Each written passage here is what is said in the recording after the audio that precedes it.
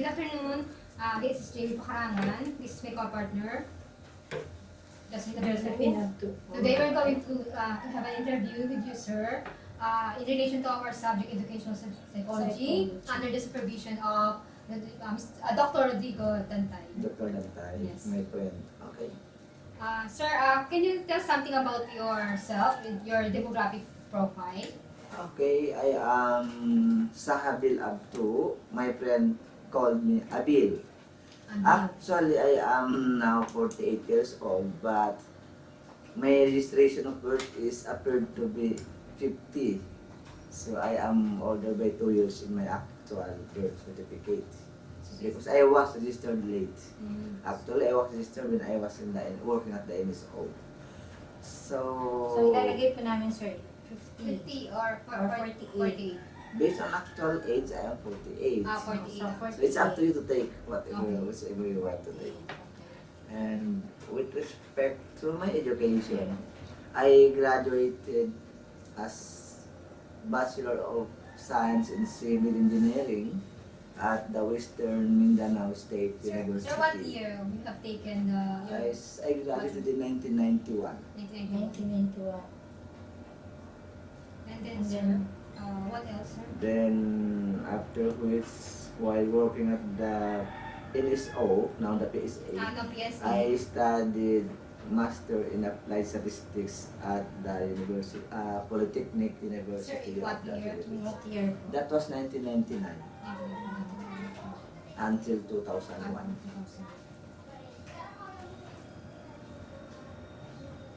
Then, sir, Ano, sir?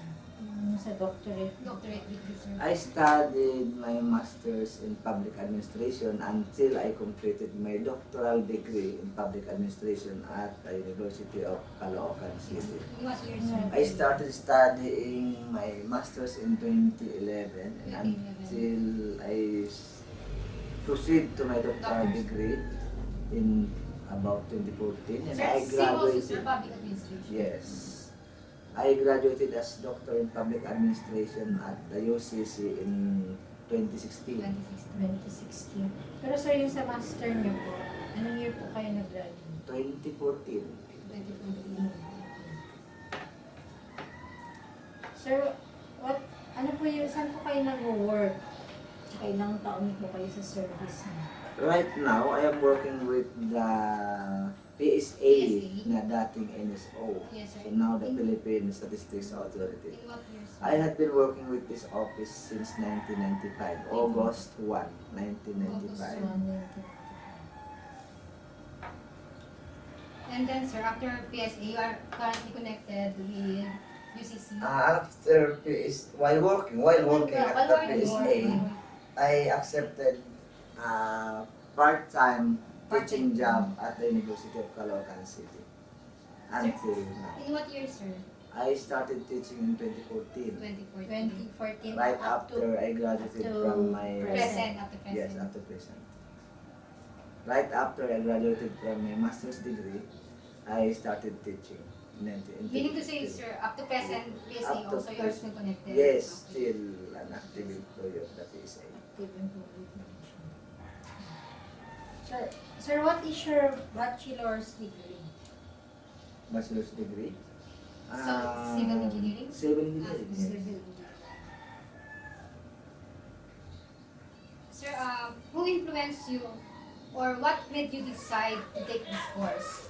This course, it was myself. At first, my great dream is actually to be a good teacher. That was Your my dream to be a good great teacher. dream. Together with my mother when she was still alive. When I was in elementary until high school, I was dreaming to be a teacher. Until one of my aunties, distant relative who was also a teacher, told me that I cannot be a teacher because I have this speech defect. So I cannot pronounce very well. And I have my diction. So it discouraged me to take my great dream as teacher. So what influenced me is my choice. Since I was thinking engineering is more on doing job without speaking, I took up civil engineering. Civil engineering, so that's why. Sir, what is your teaching strategy you utilize in delivering your lesson? Strategy, it is a dynamic approach. It's a dynamic approach. I have to fit with the situations, how students wanted it to learn. I am not actually teaching the way how I wanted them to learn. I teach students the way how they want it to learn. My objective is for them to learn, regardless of my methods and approaches, whichever is effective. That is what I call dynamic approach. Dynamic approach. Meaning to say, sir, it should fit with the needs of the students. Yes, case to case, depending on the situation, classroom situation. Classroom situation, based on the classroom situation. Yes. Sir, number 4, what classroom management style you apply in your class? Management styles. I usually from time to time I have my 3 hour subjects. So, in the first 45 to 60 minutes, I will lecture. I will Lecture. discuss the subject to be discussed. I will give them lecture until about 1 hour, 60 minutes. I started calling each and everyone. Class recitation. Class recitation. So I adapted participative methods as my classroom management. In fact, I have this card. If you allow me to show you, Yes, sir. Yes, I please. Thank will you. just take that card.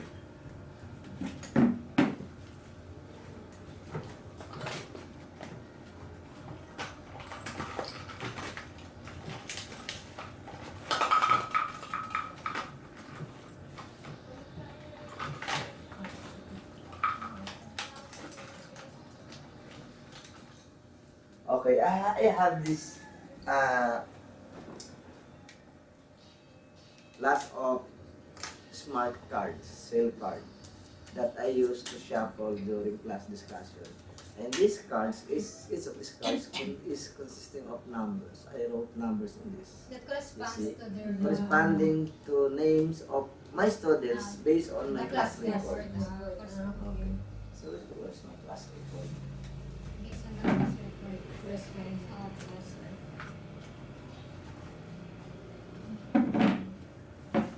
Okay, so this is my class report. Sir, what do you call that type of class card? Instead of their class Card. card, it might lose. I keep my class card.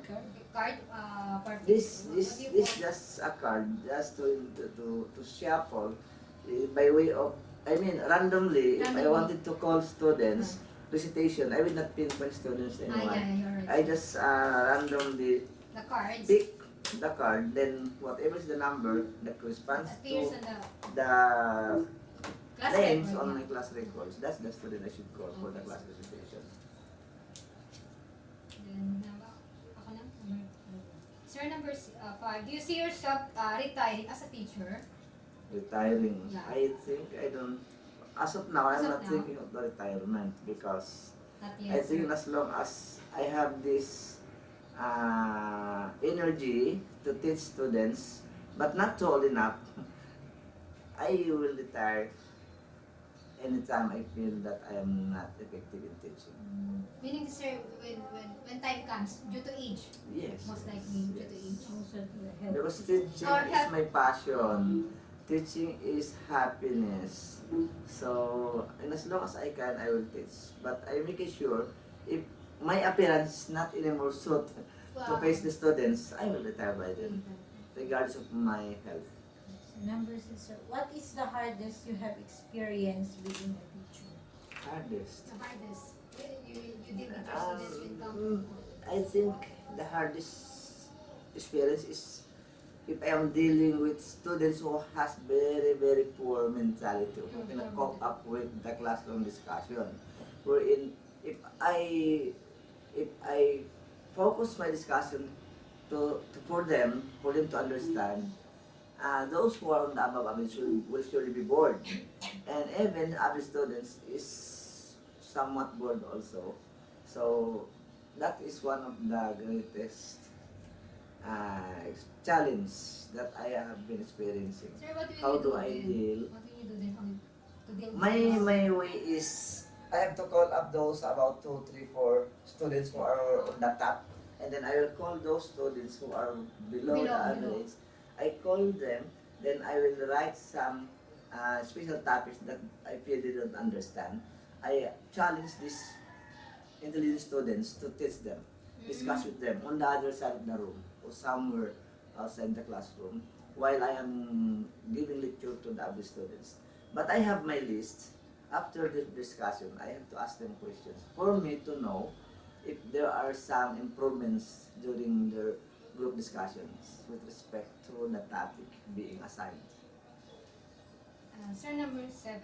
Sir, do you agree with the no homework policy? No homework policy.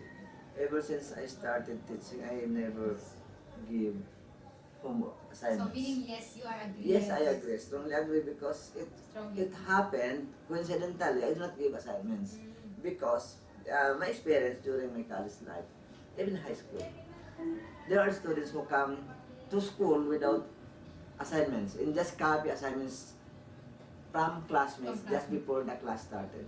So, but my way during my high school and college days, I seldom or almost I do not do my assignment at home. Before leaving the classroom or the campus, I make it sure all assignments are done. Yes. Before, in Before your ga- case, sir, when you were Before going home, when I was studying, since Studying, high school up to since high college school. until I graduated, I do not usually do my assignments at home. Before leaving the classroom, before leaving the campus, I make sure all assignments have been done. So that when I go home, I am free. So always sure. So, So no homework policy. Then, okay, number 8, sir.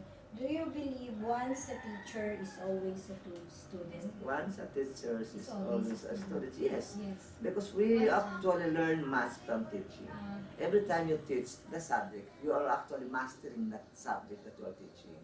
So teaching is learning, and that makes us a student because students is also meant to learn. Once a student, they are meant to learn, and when you teach, you are learning. So that makes sense that once a teacher is always be a student. Number 9, sir. Sir, what books or you recently read? I completed the Leo grade books written by himself entitled My Life Still Dancing. My life. My Life Still Dancing. Still dancing. By Okay, by Leo grade.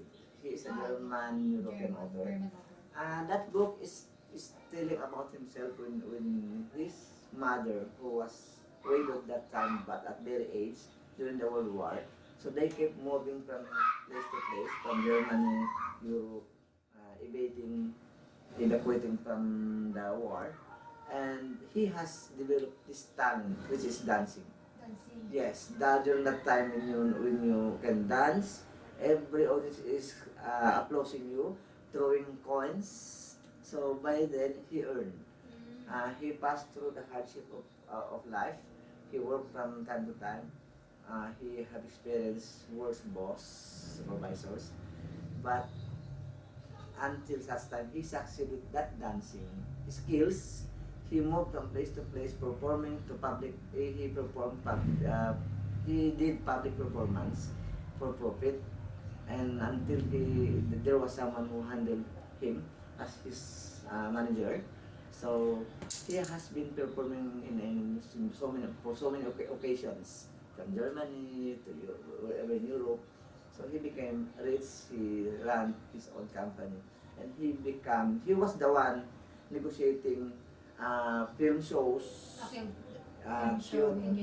theatrical shows. The German He, author, sir. yes, he was the one Film who actually brought up Frank Sinatra, Frank Sinatra. Engelbert Humperdinck. Who are they? Matt Monroe. Okay, he was the one. In fact, he came to the Philippines, invited by Imelda Marcos in the 70s. But his sad experience is when his talents were performing here in Including the Elvis Philippines. Presley, sir? Elvis Presley. No, Frank this Sinatra is only. not Frank mentioned in Sinatra this and sir, the other one is Engelbert Humperdinck, Humperdinck. Matt Monroe. Matt Monroe. There are a few others. Humperdinck. His visit to Philippines during that time, unfortunately, his mother died, and it was Imelda Marcos who arranged the emergency flight third month to Europe. So another one, He was sir, meron delayed. pa po kayong books na ano, Aside aside from this The life my of life. Enrile. Direct. Purpose of Enrile.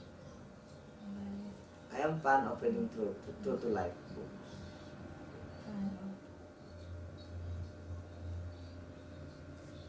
To life story.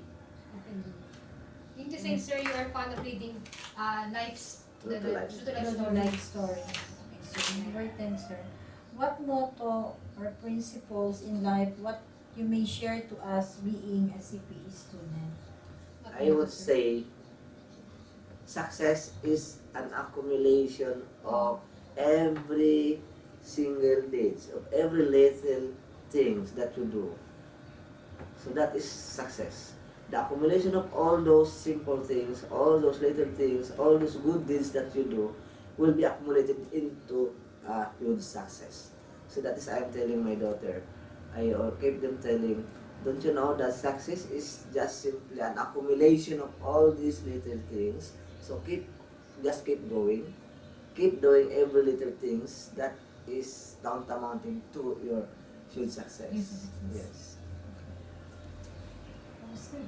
Okay, thank you, sir. Thank you for your Thank you, time. sir. It's a pleasure meeting with you, talking with you. And thank you for giving us the opportunity to share what you have learned, what you are dealing with your students, and somehow we could be able to tackle the same thing. So, I am Jen Pakarangan. This is my co-partner, Josephine Abtuh. and we are signing off. Okay. Thank you. Extend my best regards to my friend, Dr. Rodrigo M. Bantay. Thank you, sir. God Thank you, bless. sir. God bless also.